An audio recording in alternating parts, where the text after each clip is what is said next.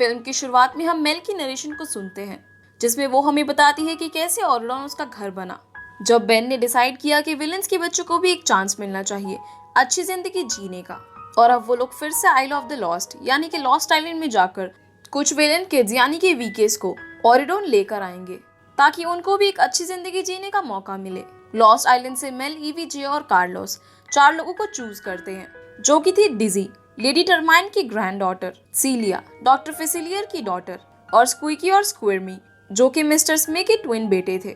उसके बाद scene shift होता है उस दिन जब ये 4 वीकेस ऑरिडोन आने वाले थे। मेल हमेशा अपनी नजर चौकन्नी रखती है क्योंकि उसको लगता है कि उमा कभी भी आकर उन पर हमला कर सकती है, पर बेन उसे आकर शांत कराता है और कहता है कि उसने सिक्योरिटी गार्ड्स बढ़ा दिए हैं तो उसे चिंता करने की जरूरत नहीं है। जिसके बाद वो दोनों नए बच्चों की वेलकम पार्टी में जाते हैं, जहाँ पर सभी लोग उन दोनों का बहुत ही अच्छे से वेलकम करते हैं। बेन मेल को सबके सामने प्रपोज करता है और मेल उसे हाँ कर देती है। ये देखकर सब बहुत खुश होते हैं सिवाय ऑड्री के। ऑड्री, जो कि बेन की एक्स गर्लफ्रेंड रह चुकी थी, वो बहुत ही ज्यादा गुस्से में और जेलस फील करती है। उसकी ग्रैंडमदर भी उसे बहुत बातें सुनाती है कि उसने फैमिली की लेगेसी को तोड़ दिया, एक क्वीन ना बनकर। अब मेल, बेन, ईवी, कार्लोस और जे लॉस्ट आइलैंड पहुंचते हैं, जहां उन 4 वीकेस के पेरेंट्स बहुत ही प्यार से उन्हें सी ऑफ करने आए थे। अब जैसे ही वो लोग लॉस्ट आइलैंड से निकल रहे होते हैं, तभी हेडिस बैरियर के होल से बाहर निकलने की कोशिश करता है। जब बेन, कार्लोस और जे उसे रोकने जाते हैं तो वो उन पर अटैक कर देता है। तभी मेल ड्रैगन में बदल जाती है और वो दोनों एक दूसरे से लड़ने लगते हैं, जिसमें मेल बहुत मुश्किल से उस पर अटैक करके उसको फिर से बैरियर के अंदर गिरा देती है।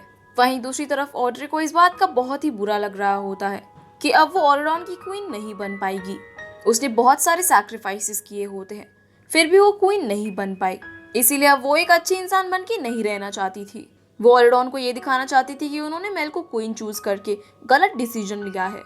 इसीलिए वो उस रात म्यूजियम में जाकर मेलेफिसेंट की सेप्टर और क्वीन का क्राउन चुरा लेती है।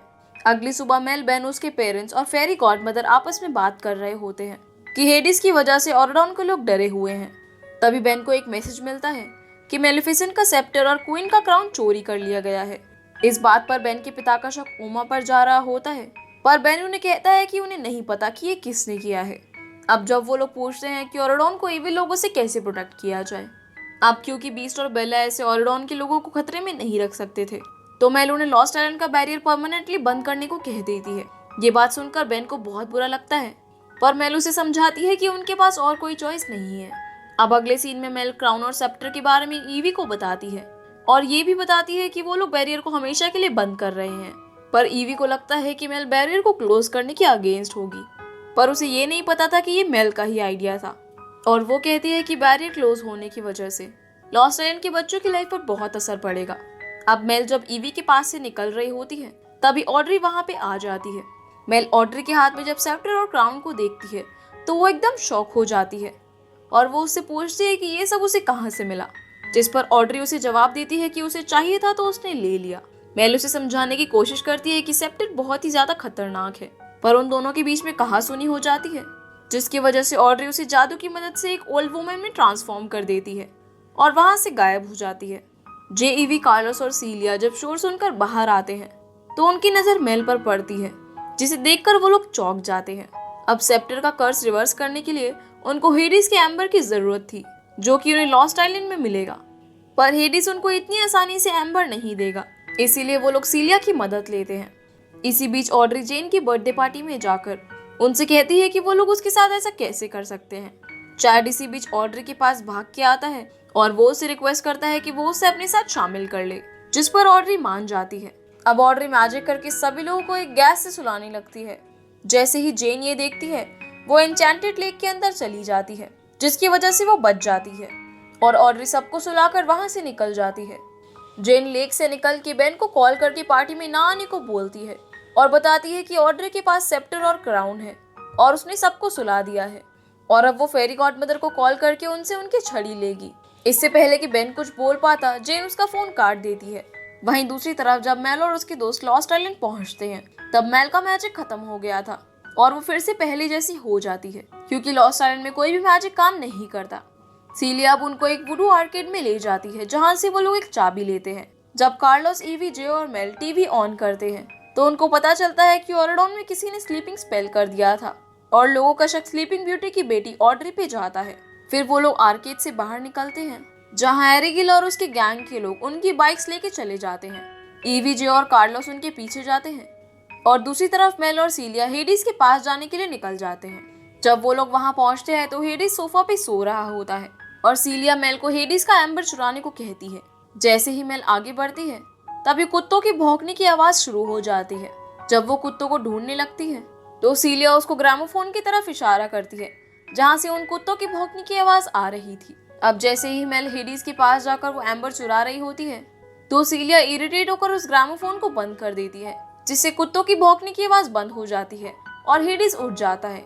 मेल हेडिस को हाय डैड बोल के विश करती है, जिसको सुन के सीलिया शॉक्ड हो जाती है। हेडिस मेल से पूछता है कि लास्ट मीटिंग में उसने उस पर हमला क्यों किया था, जबकि वो तो सिर्फ उससे मिलने के लिए आ रहा था। हेडिस इस बारे में बहुत गुस्सा करता है कि वो एक देवता है और किसी जमाने में उसको सब लोग बहुत रिस्पेक्ट करते थे। वो लॉस्ट आइलैंड की गंदगी में रहना डिजर्व नहीं करता है। मेल इस पर जवाब में बोलती है कि वो भी 16 साल से लॉस्ट आइलैंड की गंदगी में रही है और आज उसको ये सब हासिल हुआ है खुद के दम पे। अब मेल जब हेडिस से एम्बर मांगती है तो वो पहले मना कर देता है, क्योंकि एम्बर सिर्फ हेडिस के लिए ही काम करेगा। पर मेल बोलती है कि क्योंकि वो भी हाफ हेडिस है तो एम्बर उसके लिए भी काम करेगा। ये बात सुनकर हेडिस बोलता है कि एम्बर काम तो करेगा पर पूरी तरीके से नहीं। अब हेडिस मेल को एम्बर देकर वॉर्न करता है कि वो भीगना नहीं चाहिए। मेल एम्बर लेकर सीलिया के पास आती है और उसे बोलती है कि ईवी के अलावा किसी को भी नहीं पता कि हेडिस उसके डैड है। दूसरी तरफ सभी गार्ड्स को गैस मास्क डिस्ट्रीब्यूट करने का ऑर्डर देता है और ऑड्री को ढूंढने के लिए बोलता है और उससे ये पूछा जाए कि उसकी क्या डिमांड्स है।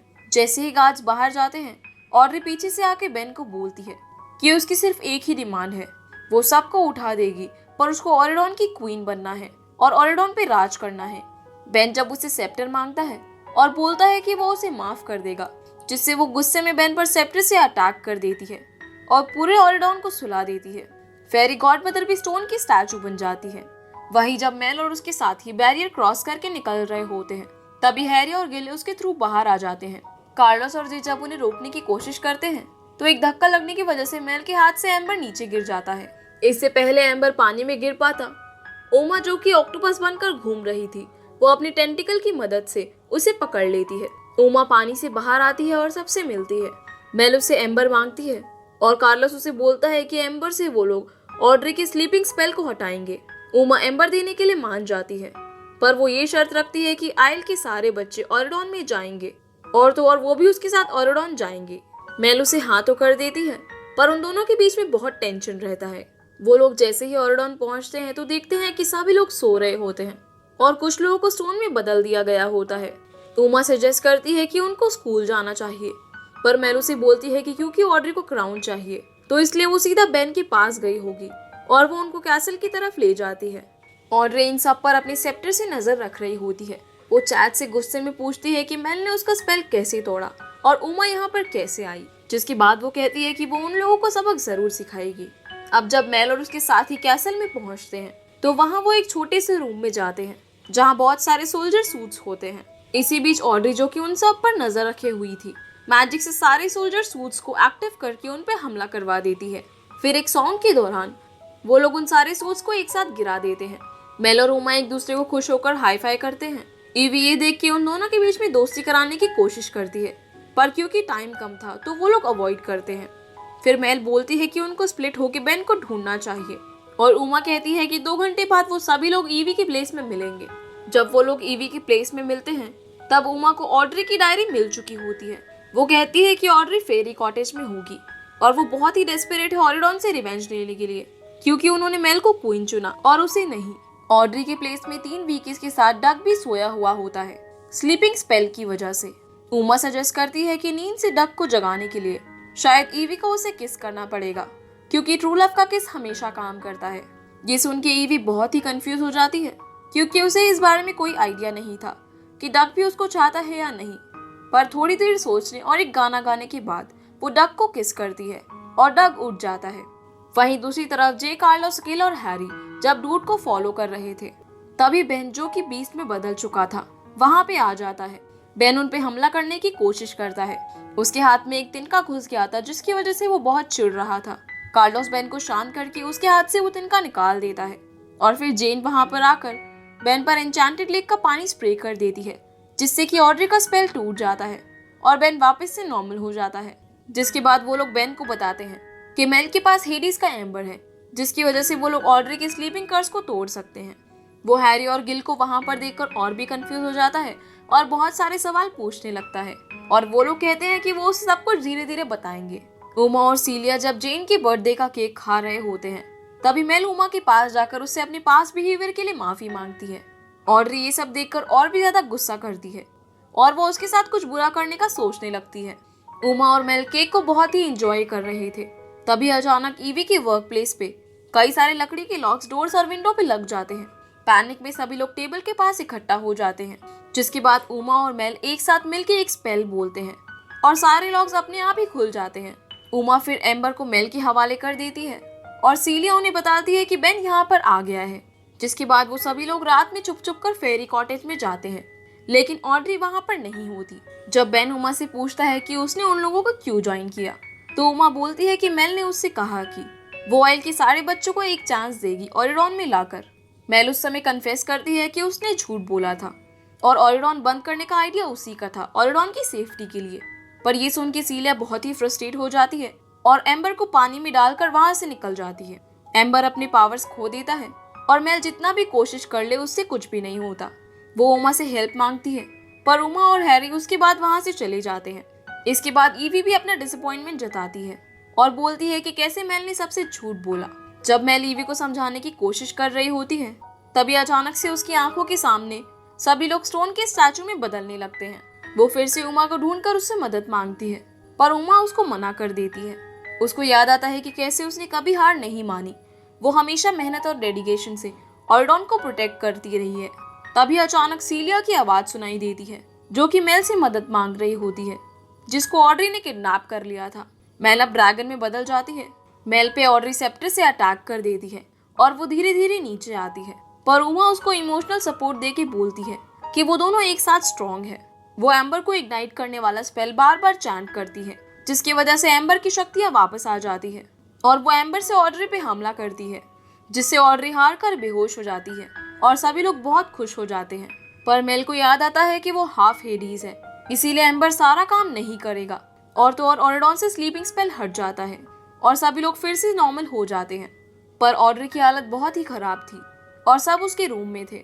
मेल बोलती है कि सिर्फ हेडिस ही उनकी मदद कर सकता है, पर बेन नहीं मानता, क्योंकि बेन को पता था कि हेडिस इसके लिए कभी नहीं मानेगा। पर मेल तब रिवील करती है कि हेडिस उसके फादर है, तो वो जरूर मानेंगे। बेन जब गार्ड्स को भेजने की बात करी है, तो उमा भी उनके साथ वापस जाने लगती है। वो कहती है कि उसे आइल को प्रोटेक्ट करना है। इसके साथ ही सीलिया भी वापस जाने की परमिशन मांगती है और बोलती है कि उसको आइल और ओरेगॉन दोनों जगह रहना है। ये सुन के मेल को रियलाइज होता है कि ईवी ने सही कहा था, बैरियर बंद नहीं होना चाहिए। वो उनसे माफी मांगती है और सभी लोग उसे माफ कर देते हैं। अब हेडिस को ओरेगॉन लाया जाता है और वो आकर ऑड्री को फिर से ठीक कर देता है, जिससे वो नींद से उठ जाती है। ऑड्री को इस बात पर भरोसा नहीं होता कि उसने ओरेगॉन के लोगों को हर्ट करने की कोशिश की और वो इस बारे में सबसे माफी मांगती है। मेल और बेन भी ऑड्री से माफी मांगते हैं और सब एक दूसरे को माफ कर देते हैं।